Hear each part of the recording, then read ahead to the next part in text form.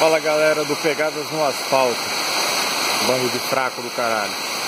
Tirando alguns caras aí, mas Leito é fraco. É o seguinte, parças, ó, acabei descobrindo aqui mais uma cachoeira aqui, perto da Cachoeira dos Pretos, e essa cachoeira aqui dá pra fazer churrasco. Ó, que da hora. Tem até uma churrasqueirinha aqui já, ó.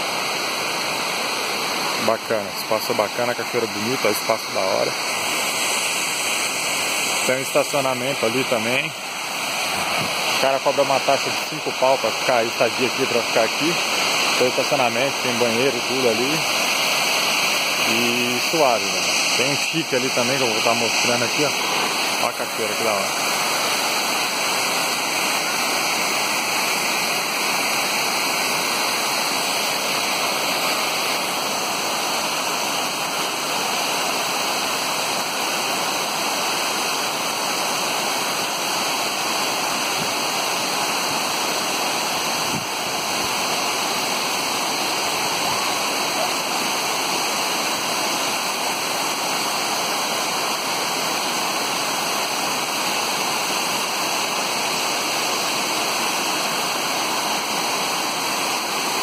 Tem uma piscininha, tipo uma piscininha aqui ainda.